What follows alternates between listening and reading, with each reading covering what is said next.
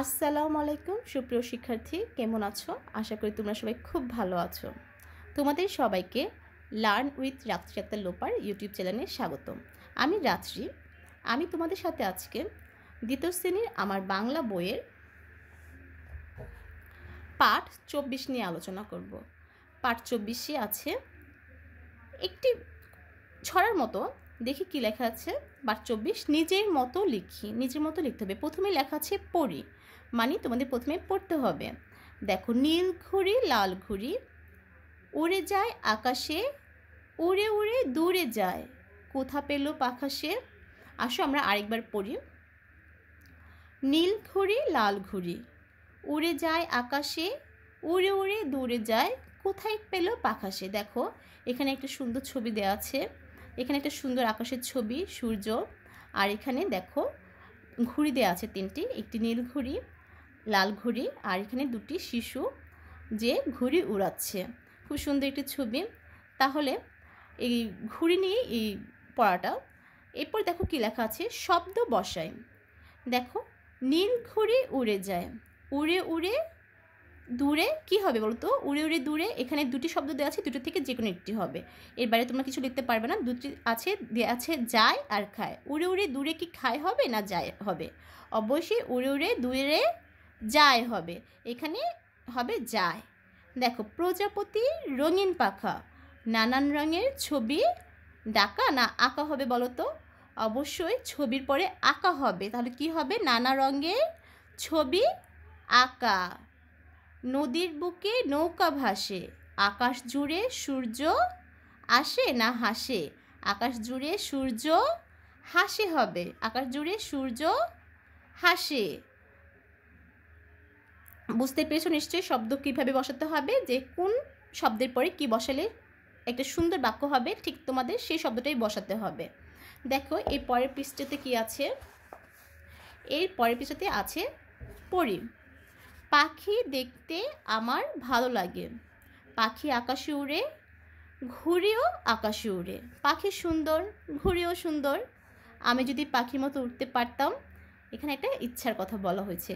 ইস, আমি যদি পাখির মতো উঠতে পারতাম তাহলে কতই না মজা হতো, ঠিক না? আচ্ছা, এরপর দেখো, নিজের মতো শব্দ বসিয়ে লিখি।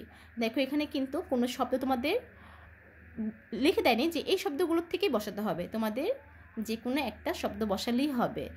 দেখো, বই পড়তে আমার ড্যাশ, কি হবে এখানে? এখানে কোন শব্দটা বসালে এইটা একটা সুন্দর একটি অর্থবহ বাক্য হবে তোমাদের মনে হয়? বই পড়তে আমার ভালো লাগে। এখানে কি হতে পারে? বই পড়তে আমার ভালো লাগে, বই পড়তে আমার ভালো লাগে, ভালো লাগে।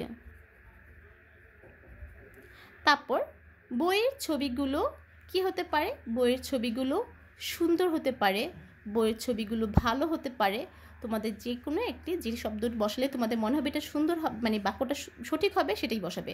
দেখো, বইয়ের ছবিগুলো আমি এখানে বসাবো, বইয়ের ছবিগুলো সুন্দর। এখানে কিন্তু সুন্দর ছাড়া আকর্ষণীয় হয়, ভালো হয়, অন্য কিছুও হতে পারে।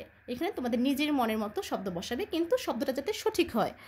বাবা আমাকে বই কিনে, এখানে কি হতে পারে? বাবা আমাকে বই কিনে দিল, বাবা আমাকে বই কিনে দিল বা দিয়েছে, যে কোনো কিছুই দিতে পারে। বাবা আমাকে বই কিনে, আমি এখানে লিখি বাবা আমাকে বই কিনে দিয়েছে।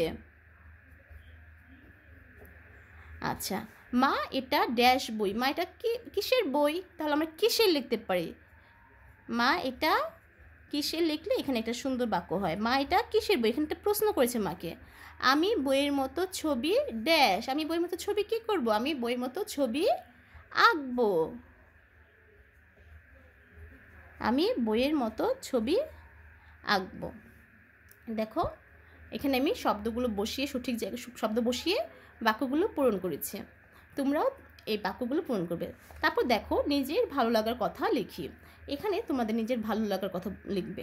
তোমাদের কি ভালো লাগে? যেমন আমার বই পড়তে ভালো লাগে, তোমাদের তো অনেক কিছু ভালো লাগতে পারে। আমার লিখতে পারো আমার খেলতে ভালো লাগে, আমি এই খেলা পছন্দ করি, কিংবা আমি ফুটবল পছন্দ করি। এরকম তোমরা নিজের ভালো লাগার কথা লিখে কয়েকটি বাক্য লিখবে। ঠিক আছে, এটা তোমাদের বাড়ির কাজ, তোমরা এটা বাসাতে পূর্ণ করবে। আজকে এই পর্যন্তই। পরবর্তী পার্ট দেখার জন্য আমন্ত্রণ রইল। আর আমার ভিডিও যদি ভালো লাগে অবশ্যই, যদি আমার চ্যানেল নতুন হয়ে থাকো তোমরা আমার চ্যানেলে সাবস্ক্রাইব করবে, আর ভিডিও ভালো লাগলে লাইক কমেন্ট শেয়ার করবে। ধন্যবাদ সবাইকে। আল্লাহ হাফেজ।